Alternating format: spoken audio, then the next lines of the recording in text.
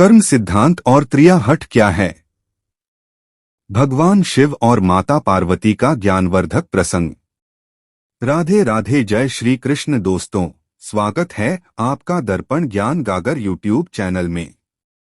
तो मित्रों, अभी तक चैनल को सब्सक्राइब नहीं किया है तो आपसे निवेदन है हमारे चैनल को सब्सक्राइब अवश्य कर लें। मित्रों, आज का प्रसंग बहुत ही ज्ञानवर्धक एवं मार्मिक है, तो बने रहिए बिना स्किप किए हमारी वीडियो के अंत तक।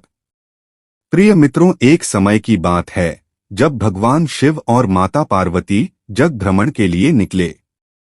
संसार में अनेक स्थान पर घूमने के बाद जब माता पार्वती अत्यधिक थक गईं, तो उन्होंने भगवान शिव से थोड़ा विश्राम करने के लिए आग्रह किया। तब भगवान शिव ने एक सुंदर सा स्थान देखकर एक पीपल के वृक्ष के नीचे अपना बिस्तर लगाया और बैठ गए। जब शिव जी को थोड़ी सुस्ती महसूस हुई तो वे वहीं पर लेट गईं। लेकिन माता पार्वती की नजर पास में जा रही चींटियों की कतार पर पड़ी, जो कि एक स्थान से दूसरे स्थान पर जा रही थी, और उन चींटियों के बीच रास्ते में एक रेंगने वाला कीड़ा पड़ा था, जिसे चींटियां लगातार काट रही थीं, लेकिन वह अपनी आत्मरक्षा करने में असमर्थ था। बंधुओं, क्योंकि चींटियां अधिक थीं और वह कीड़ा अत्यधिक कष्ट में था, वह अपनी रक्षा करने के लिए छटपटा रहा था। माता पार्वती का हृदय ये दृश्य देखकर करुणा से भर गया। प्रिय मित्रों, माता पार्वती उसे कीड़े की पीड़ा को कैसे न कैसे करके मिटाना चाहती थीं, लेकिन वे खुद उसकी सहायता करने में असमर्थ थीं। तभी माता पार्वती ने उस कीड़े को इस संकट से निकलने के लिए भगवान शिव से प्रार्थना की और बोली, हे भोलेनाथ, कृपा करके आप इस कीड़े का कष्ट दूर करें। प्रिय मित्रों, जब भगवान शिव ने उठकर उस कीड़े को ध्यान से देखा तो उन्होंने माता पार्वती को समझते हुए कहा कि हे देवी, आप इस कीड़े पर अपना ध्यान मत दो, ये किसी पीड़ा में नहीं है, अपितु ये अपने कर्मों का फल भोग रहा है।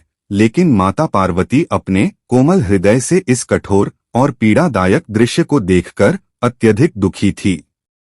उन्होंने भगवान शिव से उस कीड़े की पीड़ा हरण करने के लिए लगातार प्रार्थना की, लेकिन भगवान शिव बार बार यही समझते रहे कि इस कीड़े पर अपना ध्यान मत दो, ये अवश्य ही अपने द्वारा किए गए कुकर्मों का फल भोग रहा है। भगवान शिव ने इस समस्या से छुटकारा पाने के लिए माता पार्वती से किसी दूसरे स्थान पर जाने को कहा, ताकि उस कीड़े से उनका ध्यान हट सके।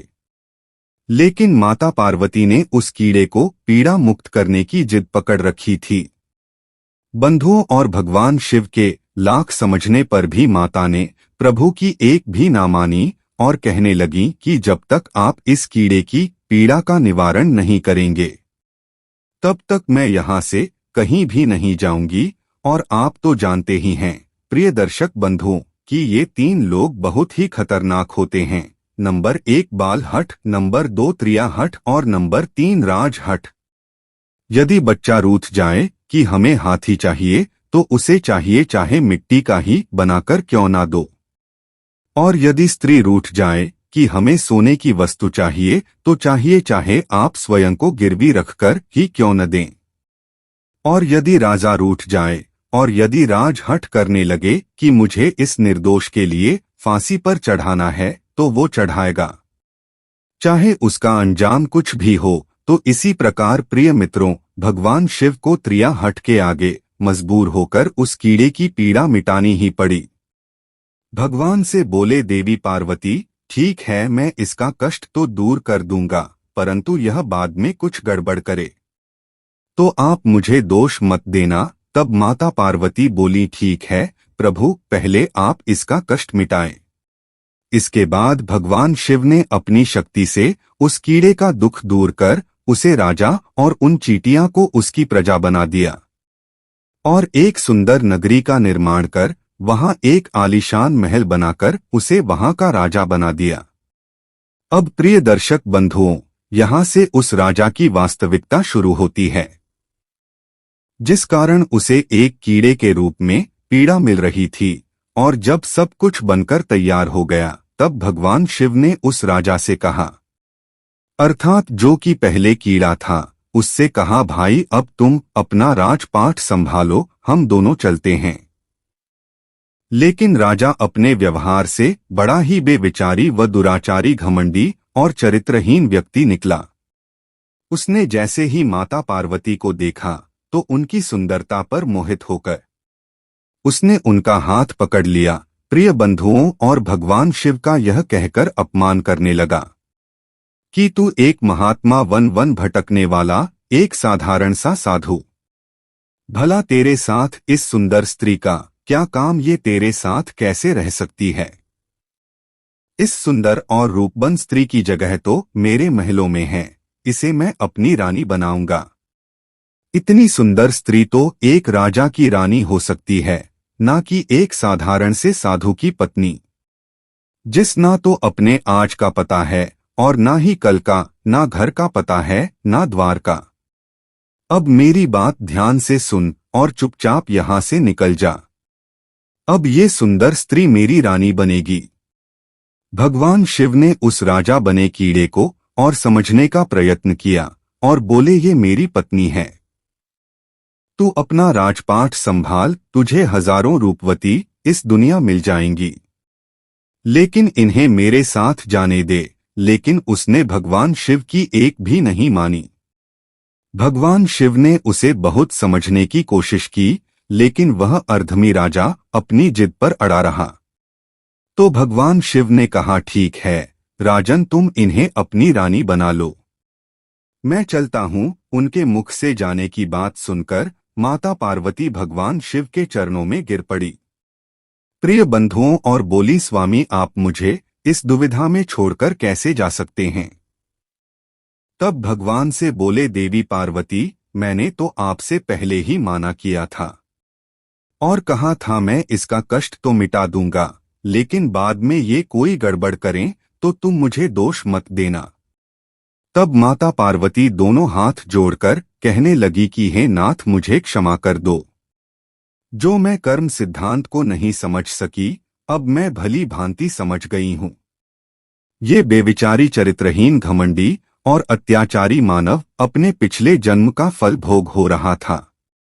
इस मनुष्य ने अवश्य ही अपने जीवन में अनगिनत पाप कर्म किए होंगे, जिसका दंड से इसे कीड़े के रूप में भुगतना पड़ रहा था। तब भगवान पार्वती की बात सुनकर भगवान शिव अति प्रसन्न हुए कि चाहे देवी पार्वती ने हठ करके ही इसका कष्ट दूर करवाना चाहा हो, परंतु अब ये कर्म सिद्धांत को समझ चुकी हैं। फिर भगवान शिव ने अपने शक्तियों से परिस्थिति पहले जैसी कर दी। तब राजा को वही कीड़ा और प्रजा को वही चींटियां बनाकर उसके कर्म सिद्धांत को उसके हाल पर छोड़ दिया। प्रिय बंधुओं, अब माता पार्वती भी खुशी खुशी भगवान शिव के साथ अपना जग भ्रमण पुनः प्रारंभ करने के लिए चल पड़े। तो माताओं बहनों से मेरा निवेदन है कि अपने पति की आर्थिक स्थिति को देखकर ही हठ करें। यदि आपके पति की सामर्थ्य 500 की साड़ी लाने की है तो उससे 1000 की साड़ी की जिद ना करें, अन्यथा घर में क्लेश उत्पन्न होगा और पति को भी अपनी पत्नी के मन की भावना को पहले ही भांप लेना चाहिए और उसके मन का कार्य करना चाहिए, ताकि कोई आपस में मतभेद ना हो और मन की इच्छा भी पूरी हो जाए।